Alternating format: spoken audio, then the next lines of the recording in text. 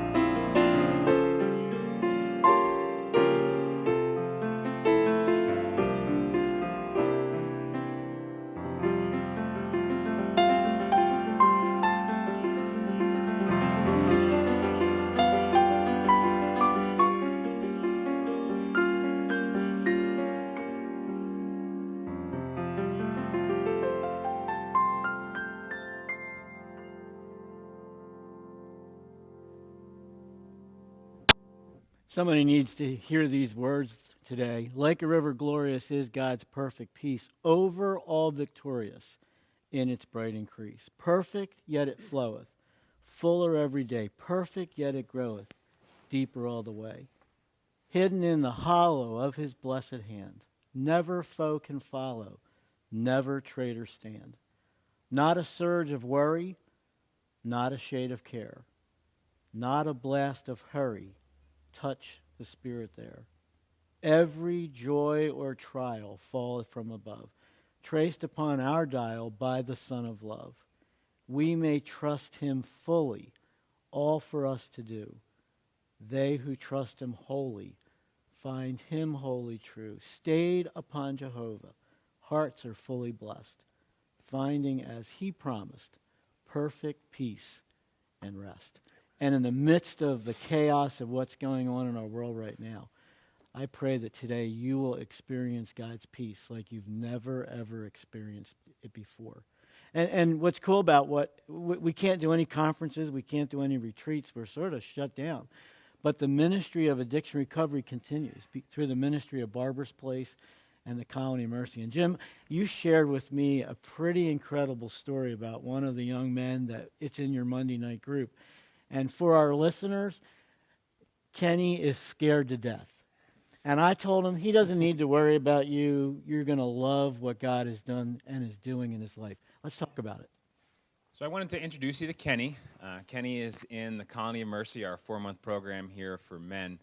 And Kenny's been here for a few weeks, and I knew Kenny was from Chile. And it's always amazing to me how men find out about the program. And it's not uncommon that we get men from all over the country and sometimes all over the world. And so anytime I have someone from further away, I always kind of ask how they got here. And with all that's going on in the news and everything going on with the virus, and you can't turn on the TV without hearing about it, and it just seems like such a big thing. And when Kenny shared his story with me on Monday night of how he got here, I walked out of that Monday night group just in awe of what a big God we have. And we serve such a big God, and not only just a big God, but a God who cares about us as individuals. And I just saw God's care in Kenny's life. And so I went to Bill, and I was like, we have to share Kenny's story just because it just shows God's love and care in our lives. And so, Kenny, we just wanted you to share on how you got here. And so why don't you tell us how you heard about the Colony of Mercy? Well, I heard about this place at church there down South Chile. A pastor or missionary called Jim Christian, his Wow. his son-in-law is called Mark Rubin. He's a very good friend of mine. He told me about this place. I talked about, well, he already knew about my issue that I have with alcohol and drugs since I was 14 years old.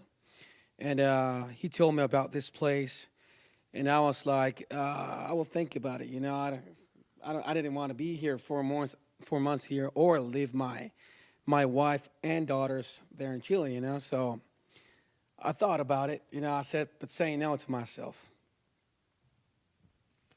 And so what made you make the decision to finally come here? Well, that was a year ago, the first time I heard about this place.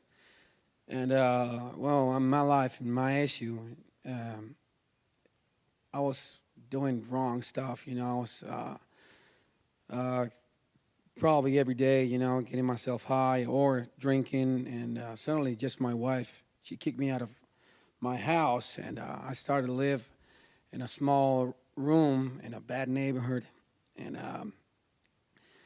well, one day I was just terrified at night. I was laying in my bed, and I was like, I felt something bad there, and I just freaked out. And I called my mom, and I said, Mom, can I go to your house? I mean, I feel terrified.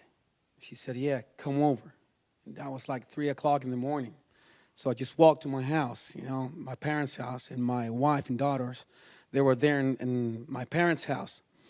So when I got there, my wife came out, and I just fell on my knees, and I said, forgive me, I want to change, what can I do to have you back in my life again?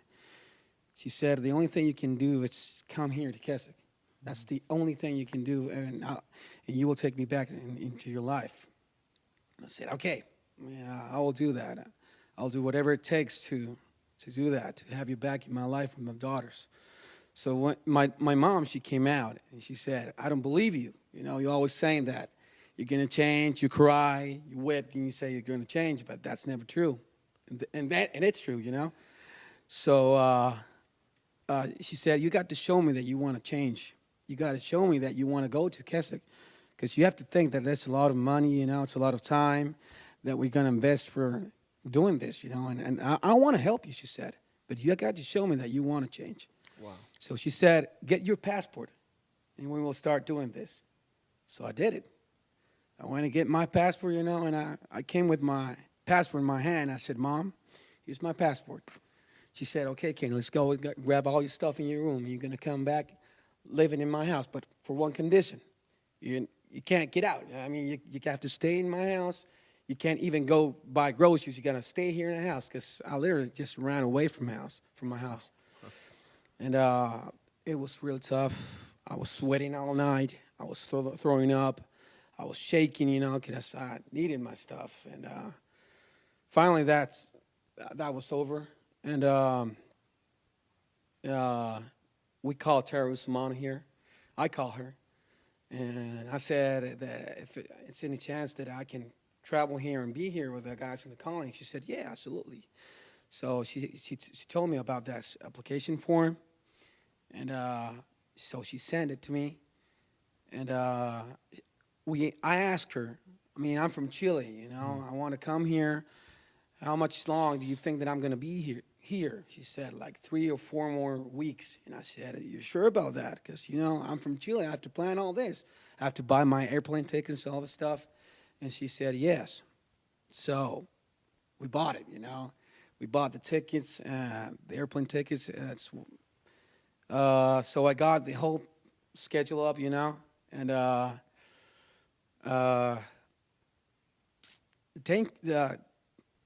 time came. I'm sorry. It's okay. You're fine. I'm fine? You're Okay. fine.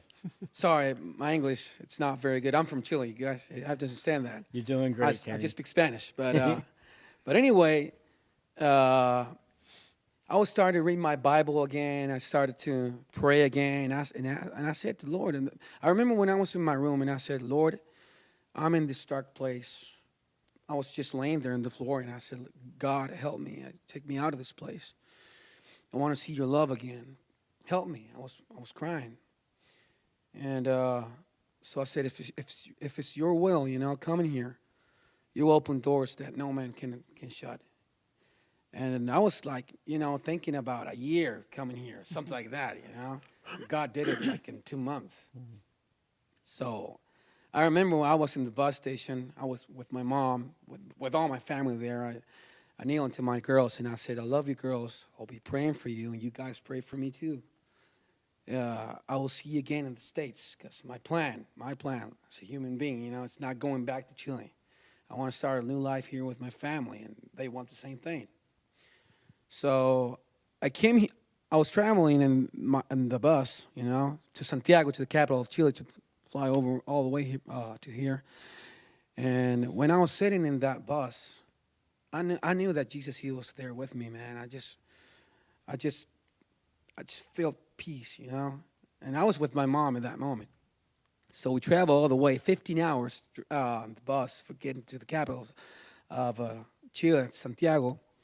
So we got in this airplane, and it was my first time in an airplane, first time in my life, you know. So I was like, Lord, I know that you're with me, man. You're doing all of this. I'm not doing nothing. I'm just being still, you know. I'm just obeying. And, we landed in Texas. My brother and sister lived there, so we spent a couple of days with them. And then the day came, you know, I had to fly all the way from Texas to New Jersey. And my mom and me were like, we're going to the adventure, you know. We don't know anybody, but God is going to open a way. So I believe in that. So me and my mom just flew here to New Jersey. we landed in Newark, and we grabbed a cab. And I told him, we're going to the Colony of Mercy. You know, he said, oh, everybody knows about that place. I'm going to take you there. And I was like, wow. So we came here.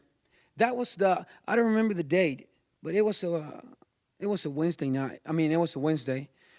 And I was trying to call Terry all day, man, and she never answered me.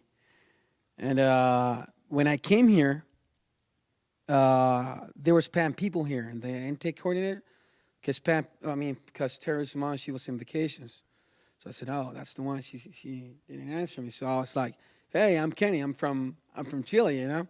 I just came here, and I'm here for the intake. She said, Pam People told me that she can't do that because my intake is until the 24th. It's not, and then we were like, wow, what are you gonna do now? You know, still have a long way to go to wait. So, well, I know me and my mom didn't argue about that. We just went back to the cab, you know, and I was like waiting my mom to say something like, I don't know, cried or do something about it, you know. And she said to me, Kenny, if the Lord brought you all the way from Chile, He's not going to abandon you here. You believe that? And my mom, she had to leave.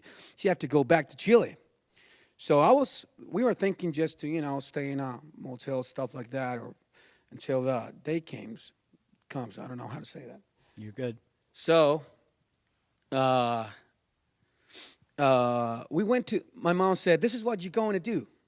You're going to any church nearby, you know, and you're going to talk with the pastor about your issue, you know, about you want to be here in the Colony of Mercy, and you're going to talk about that, and he will help you, you know. Go to any Christian church." So I did. I said to the guy in the taxi, "Okay, let's go find any church, you know, any Christian church." So this guy drove me all the way to Neptune, man, and there was this big church, and you have to realize that I'm from Chile. And the churches there are very small. This is way too big for a church in Chile, you know, this right here. So it was a big church. It was Wednesday night, and it said Baptist Church. So I was with all my bags there and sitting in the last line, you know, road. Sorry. So I talked with the pastor, and I said, I'm from Chile. I just came here, and I need a place to stay until the 24th, you know. I want to go to the Colony of Mercy and get some help. He said, don't you worry, we will do something about it. So, you know, they sang, man, they said the message. And after that, he said, all the members of the church, please, can you stay here just for a bit? We have a little session about something that's going on right now. So after that, he said, well, I have somebody from Chile, you know. He's a Christian. He flew all the way from Chile to come here to the Colony of Mercy in Keswick. And I want you to come forward, Kenny, he said. So I walked towards the I don't know how to call that, but in front of all the people. I stand there and told my shoulder, and he said, this is Kenneth. He's from Chile. He's a drug addict. He's an alcoholic. He wants to get help. He wants to get to the Colony of Mercy. And if somebody of you guys can take him in until the 24th. And I was like, nah, this is not going to work, you know. Why you said that, you know? This is not going to work. So after that, they were like old people just come toward me, and they hugged me, and they said, God bless you. They prayed for me. And some guys give me some tips, you know, give me some money, you know. So suddenly this old guy, like 86 years old with his wife, I'm never going to forget that. He just walked to me and he said, son, sorry, it's just hard to just realize what God is doing at that moment, man. And I was not thinking about God. I was nervous, you know, like I am right now. So he said, you can stay in my house as long as you want, just for one condition, he said. I said, what's that condition? You know, I thought that. Don't go out, don't get yourself drunk, you know, stuff like that. He said, I'm going to drive you there to Keswick. I'm going to make sure you get into Keswick. I was like, wow, thank you. That's what I need, you know. I was not thinking of the Lord in that moment, like I said before. And he lived in Bradley Beach, just next to the beach. It was a big house, old house, nice house. He and his wife, they made me a nice room there to stay. And man, this guy gave me the chance to know. I went to New York.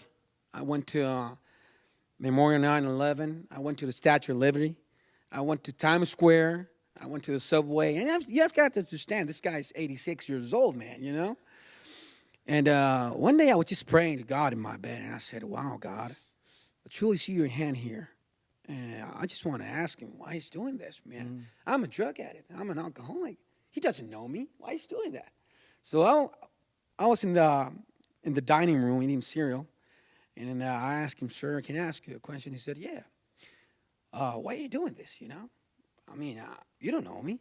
I can be anybody. He said, well, son, this is the issue. I mean, I don't know if it's his son or his nephew, his grandson. He told me, I'm just going to say his son. My son died last year. He died. He was 29 years old, and he died from an overdose. And he went to Keswick. He was called Zachary Ryan, I guess.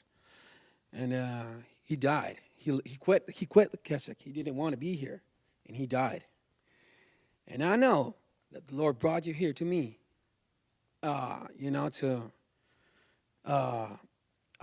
brought you here to me because he says I just know that. And wow, I forgot. He said that he took his Bible out and he read a scripture which says, everything you do for the body of Christ, you're doing it for Jesus, you know. And I just started to cry, man. I just couldn't believe that. You know, God, he had it all planned. And he actually did. He drove all the way to here with his wife. And he waited for me until he made sure that I was here, you know. And he looked me in the eye and he said, Kenny, God did this miracle, man. Don't ever forget this. And if you quit this place, you will die. You will die. So I know it's going to be hard, but the Lord is with you, man. Wow. And that's it.